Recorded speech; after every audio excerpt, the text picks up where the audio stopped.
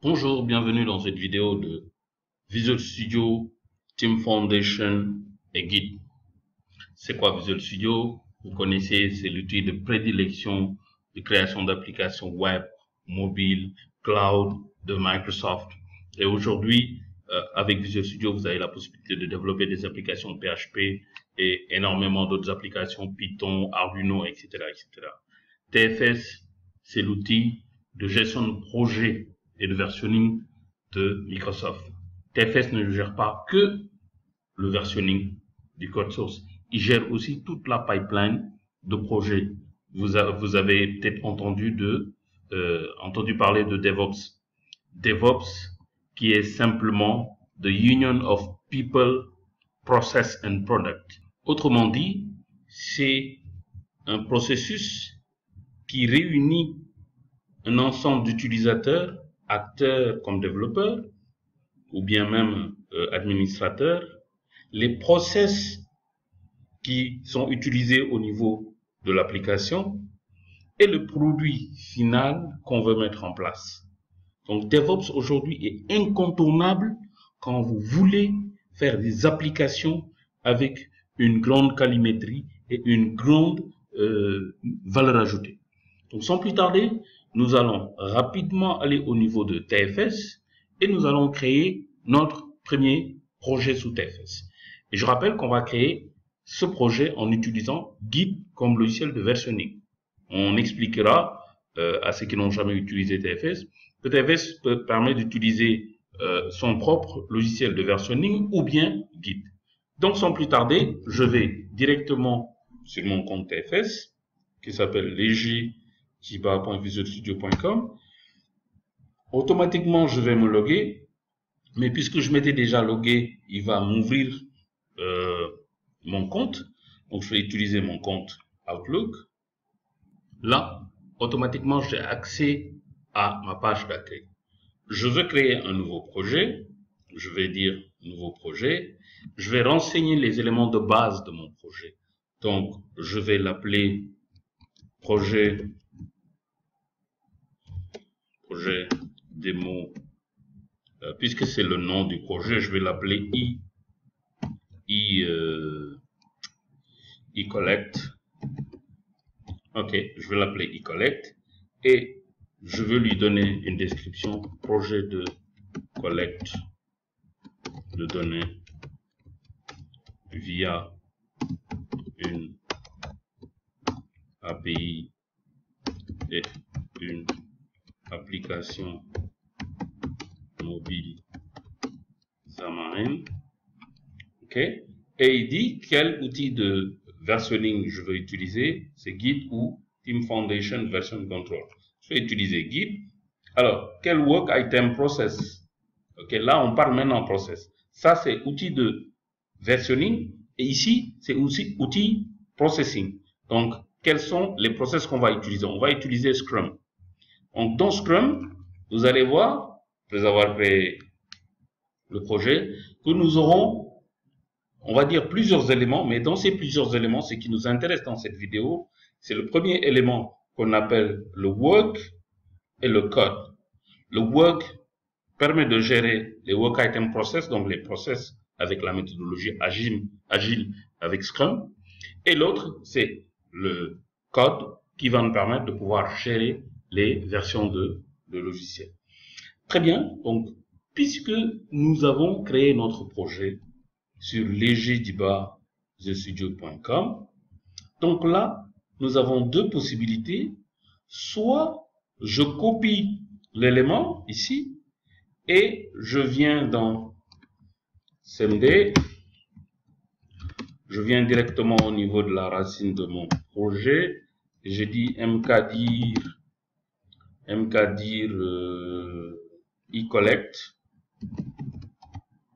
Donc, je crée eCollect, je dis cd eCollect et je lui dis git clone et je colle mon élément. Et vous allez voir qu'il va cloner cet élément. Alors, git clone permet simplement de préparer l'environnement qui me permet aujourd'hui de pouvoir développer et de mettre sur Team Foundation, l'ensemble de mon code source. Donc, très bien. Ce qu'on va faire, on va aller dans Visual Studio et créer un nouveau projet. Donc, File, Project, New Project. Donc, pour le moment, je vais créer une application web. OK. Donc, ASP.NET Web Application.NET Framework. Donc, je vais l'appeler eCollect. OK. Donc, eCollect, il est où? Je vais aller directement dans mon répertoire. OK. Je l'ai dit dans C. eCollect. eCollect est là. Très bien. eCollect. OK. Donc, je lui dis select the folder. Et là, et je lui dis create new repository. Donc, avec Git. Donc, je lui dis, voilà, c'est une application simple avec authentification, bien sûr. Je peux dire oui avec Web API. Je vais intégrer Web API. OK. Authentification, très bien. Et je mets OK. Donc là, il va aller créer mon application et me dire que l'application a été switchée sur Team Foundation et directement, je peux commencer à faire mes push, OK, mes pulls et mes synchronisations. Là, mon application a été créée et vous voyez automatiquement qu'il est référencé eCollect avec master. Nous allons vérifier est-ce que c'est le bon repository qui a été choisi. Donc, je mets eCollect et vérifier. Donc, dès que vous cliquez dessus, automatiquement, vous allez voir que il va essayer d'aller sur Team Foundation. Donc, il est là, Team Foundation, il est où? Dans eCollect, eCollect. OK? Donc, il est là. Donc, je veux m'assurer que tout a été fait. Je lui dis simplement connect. Donc là, je lui dis manage, connect to project. Il va aller chercher au niveau de Team Foundation, bien sûr, avec mes credentials,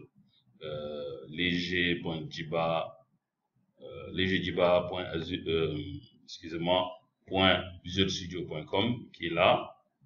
Il va aller chercher tous mes sites. Voilà. Nous avons eCollect qui est là. Et je lui dis de me connecter à eCollect. C'est tout. C'est simple. Donc là, je suis vraiment connecté à eCollect. J'ai ma solution qui est là. J'ai mon Team Foundation qui est là. Et je lui dis async. Là, je vais lui demander rapidement de mettre tout mon code source. Donc, j'ai l'habitude de mettre HP puisque ma machine est HP. Et je lui dis premier push. OK, je lui dis commit all. Il va faire un commit. Je lui dis sync puisqu'il a fait un commit. J'essaie de récupérer. Il n'y a rien à récupérer normalement. Il va me dire qu'il n'a rien trouvé. OK, donc de ce fait, pull n'existe pas. Je vais donc faire un push. Puisque je fais un push, donc un push, excusez-moi, pas un push. Donc là, vous voyez, quand je fais dashboard, vous voyez qu'il n'y a rien. Quand je reviens encore ici, il n'y a rien pour l'instant. OK? Dès que ces éléments-là changent, dites-vous que notre push a réussi. Voilà, successfully push branch master to origin. Nous allons revenir ici. Donc, venons au niveau code. Donc, eCollect. Vous allez voir que notre code source existe maintenant ici. Just now. Juste maintenant. Premier push qui a pushé les G.jba. OK? Donc, j'ai mis premier push. OK. Alors, nous allons revoir tout ça là. OK? Donc, je vais prendre mon code ici. Je vais commencer à créer des choses. Donc, je viens dans Identity Model. Je vais faire quelques modifications. Alors, il est conseillé de rendre propre Identity Model puisqu'il a une concaténation de classes. Et c'est pas très propre. Donc, si vous avez ReSharper, ça va aller plus vite. Mais si vous n'avez pas ReSharper, il faut faire tout cela manuellement. Alors, qu'est-ce que je fais? Nous avons un fichier qui s'appelle Identity Model, un fichier qui s'appelle Application User et application DB context, tout ça dans un même fichier. Donc, je vais cliquer le premier fichier. Je clique sur le petit marteau et je lui dis Move to Application DB Context. Je l'enlève de la classe générale et il vient automatiquement au niveau de cette classe-là. Ici. Donc, nous avons Application DB Context. Ensuite, Identity Model. Remarquez bien que Identity Model, le nom de la classe, c'est Identity Model, mais à l'intérieur de la déclaration, c'est Application User. C'est pas tellement joli. Donc, je double-clique dessus et je lui dis Rename File to Match Type Name. Et regardez ici, il va automatiquement renommer Identity Model en Application User. Rien que cela, ça me fait 4 changements. Donc, j'enregistre et je lui dis, je sélectionne ici et je lui dis toujours mon ordinateur HP, puisque je peux travailler sur un autre ordinateur. Donc, je lui dis HP, clean up my model. OK, et je lui dis commit. Maintenant, si je suis un groupe de développeurs, peut-être entre-temps quelqu'un a pushé, je suis obligé de faire un fetch pour récupérer ce que lui, il a pushé. Si j'ai récupéré, OK, je fais encore un pull pour pouvoir les mettre maintenant dans cet ensemble-là avant de mettre push. Maintenant, puisque mon fetch n'a rien, cela veut dire que j'ai la dernière version. OK, donc je vais faire un push. Je fais un push, vous allez voir, avec le commentaire cleanup. OK, donc je viens ici, au niveau de Git, je vais dire code, et collect, vous allez voir, just now, cleanup. Mon premier push, c'était premier push, et là, je fais cleanup. Bien sûr, je fais une petite erreur, cleanup, avec EA. Donc, voilà comment on utilise Team Foundation, comment on utilise Git, et comment on utilise Visual Studio. OK? Donc, voilà un peu pour cette première vidéo. L'objectif, c'était de vous montrer comment, à partir de Visual Studio, à partir de TFS, à partir de Git, en utilisant même la ligne de commande. Par exemple, là, si je mets Git status, et vous allez voir que tout est bon. OK? Git, oui, Git, il n'y a rien, il n'y a pas de souci.